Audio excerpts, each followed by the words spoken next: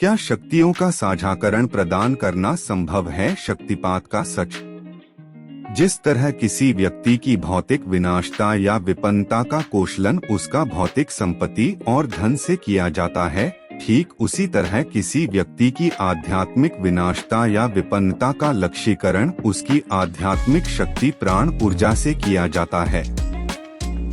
जिस व्यक्ति में जितना अधिक आध्यात्मिक ऊर्जा होगी, वह उतना ही अधिक आध्यात्मिक रूप से प्राप्त या कहेगा कि सिद्ध होगा।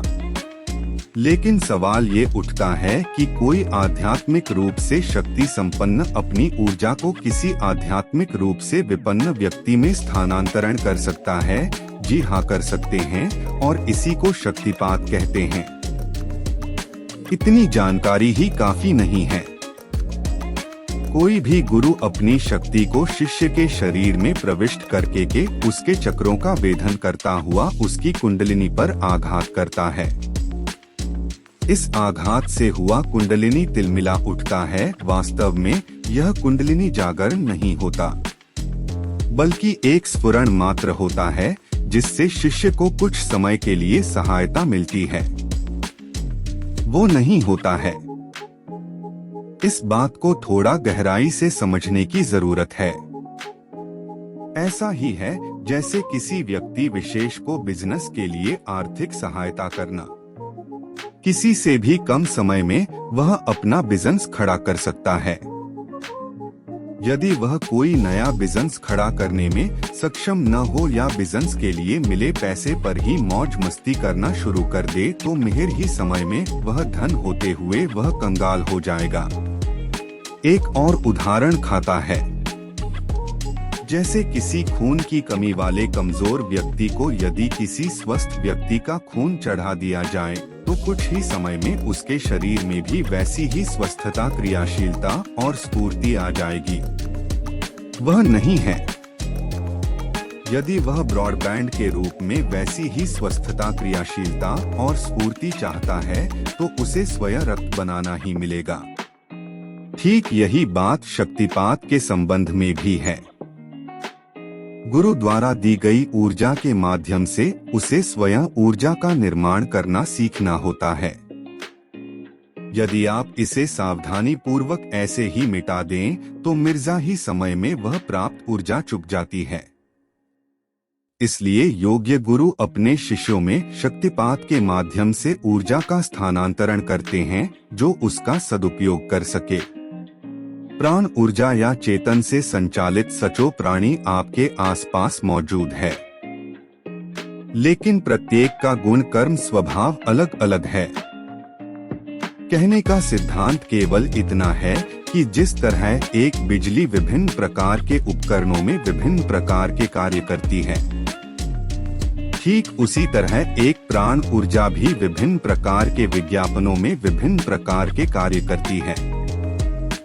अर्थात जिस गुण का स्वभाव का मनुष्य होगा, अधोमुखित ऊर्जा भी अपराध करते हैं। इसलिए ऊर्जा जब गलत हाथों पर पड़ती है तो वह उसका सेवन करता है, और जब गलत हाथों में फेल होता है तो वह उसका सदुपयोग करता है।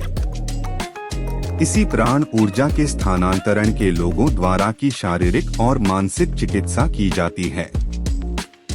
शारीरिक चिकित्सा में प्राणर्जा का प्रयोग शरीर के विभिन्न मर्म स्थानों पर हो रही रुकावटों को हटाने में किया जाता है, और मानसिक चिकित्सा में गलत धारणा और विचार प्रणाली को हटा दिया जाता है। यह सब जिस सिद्धांत के तहत होता है, वह है विज्ञान का एक रोचक तथ्य, ऊर्जा प्रवाह का सिद्धांत। ऊर्जा का प्रवाह हमेशा उच्च ऊर्जा स्तर से निम्न ऊर्जा स्तर की ओर होता है। यही बात प्राण ऊर्जा के संबंध में भी लागू होती है। इसी नियम के आधार पर शक्तिपात होता है। जाने अनजाने इसी सिद्धांत के तहत हम अपनी ऊर्जा भी गंवाते रहते हैं। जब कभी किसी एक ऊर्जा का व्यक्ति हमारे संपर्क में रहता है, तो स्वतः हमारी ऊर्जा का स्थान होना शुरू हो जाता है। इसीलिए जो व्यक्ति या साधु संत इस तथ्य को जानते हैं कि वह हर किसी को अपने चरण स्पर्श नहीं करते, अपनी वस्तु यथा कपड़े, दृष्टि, आसन, वस्त्र आदि का उपयोग नहीं करने देते या सबसे अलग रखते हैं। आज के धन के लोभ में उम्र का ख्याल बिना विवाह कर दिए जाते हैं। आपको यह भी पता होना चाहिए कि यदि किसी उम्र का काम संबंध पुराना हो जाता है तो नुकसान को जीतना दिया जाएगा, अर्थात समय से पहले ही बूढ़ी हो जाएगी। ठीक इसके विपरीत यदि किसी युवा पुरुष से कोई संबंध किसी बुढ़िया से हो तो नुकसान पुरुष को सुनने से, अर्थात पुरुष समय से पहले ही बूढ़ा हो जाएगा। लेकिन तांत्रिक और समर्थ लोग इस सिद्धांत का अनुमान लगाते हैं। जो व्यक्ति मर जाता है उसके शरीर में प्राण ऊर्जा का कुछ अंश रहता है। जो दस्तावेजों के दस्तावेज शमशान में भिन्न जाते हैं। प्राण इसी ऊर्जा को जुड़ने के लिए तांत्रिक लोग शमशान में जाकर साधनाएं करते हैं। कुछ सिरफिरे तांत्रिक तो इस प्राण ऊर्जा की चोरी करने के चक्कर में मासूम बच्चों की बलि तक देते हैं। कुछ पिशाचिनी प्रकृति की महिलाएं भी होती हैं जो दिखने में तो सामान्य दिखती हैं, क्योंकि यह अपनी दृष्टि के तीर से भोले भाले बच्चों की जीवनी शक्ति करती है। इस प्रकार के कीड़ों को समाज में डायन या डाकन भी कहा जाता है। इस ऊर्जा का उपयोग अपनी आयु को निर्देशित करता है, क्योंकि सौंदर्य को बढ़ाने में करती है। कभी कभी यह भी सुनने में आता है कि कोई तांत्रिक किसी मृत व्यक्ति को जीवित कर देता है तो वह जो प्राप्त करता है उसकी जीवनी शक्ति या उसकी जीवनी शक्ति का एक हिस्सा उस मृतक में प्रविष्ट कर देता है, जिससे वह एक ही समय के लिए जीवित हो जाता है। कुछ तांत्रिक विधियां भी होती हैं जिनके माध्यम से ऊर्जा का अवशोषण या छिड़काव किया जाता है। कुछ वैश्याएं इन सीमित तरीके की सहायता से कई पुरुषों से संबंधित काम होने से भी लंबे समय तक स्वस्थ और सुंदर रहता है। इसका रहस्य यही है कि वह संबंध बनाकर अपनी जीवनी शक्ति को सौंख लेता है।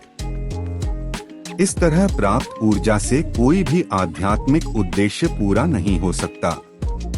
यह केवल लौकिक उद्देश्यों को पूरा करने में सहायक हो सकता है। एक और बात ध्यान देने योग्य है और वह है कि ऊर्जा का स्थानांतरण तो संभव है, उसके साधन और परिणाम का स्थानांतरण संभव नहीं है। हम जो बात कर रहे हैं यह तंत्र या सूक्ष्म भौतिक जगत तक ही सीमित है, क्योंकि जगत में स्थानांतरण जैसा कुछ नहीं होता है। वहाँ स्वयं को ही परिश्रम करते हैं। कहावतें भी हैं, खुद मरे बिना स्वर्ग नहीं दिखता, अगर मुक्ति चाहिए तो भक्ति स्वयं को ही करनी होगी। कहने का सिद्धांत है कि आत्मिक विकास के लिए उसे जाने वाले प्रयास का स्थानांतरण संभव नहीं है, जैसे भक्ति, ध्यान, उपासना, साधना, स्वाध्याय, सदाचार, सत्य आदि। नहीं उनकी बातें का स्थानांतरण संभव है, जैसे मुक्ति, आनंद, शांति, संतोष, पुण्य आदि। इसलिए जो कोई भी मुक्ति, आनंद, शांति और संतोष की आकांक्षा रखता है वो शक्तिपात और तांत्रिक प्राण प्रत्यावर्तन के झमेले में ना ही पड़े तो अच्छा है, क्योंकि ये प्रभाव नहीं होता है। जय श्री राम। आप सभी मित्रों का हमारे YouTube चैनल में हार्दिक स्वागत है। हम आपके लिए ज्योतिष एवं मंत्र अनुष्ठान के माध्यम से विभिन्न प्रकार की समस्याओं के समाधान के उपाय लेकर आए हैं। ज्योतिष और मंत्र अनुष्ठान और उपाय आपकी समस्याओं का समाधान करेंगे और आपके जीवन को नई दिशा प्रदान करेंगे। आप हमारे चैनल को सब्सक्राइब, लाइक और बेल आइकॉन बटन को प्रेस करें, जिससे कि आपको हमारी आने वाली नई वीडियो की नोटिफिकेशन प्राप्त हो जाएगी। आपका अपना श्री राम ज्योतिष सदन, पंडित आशु बहुगुणा, 9760924411।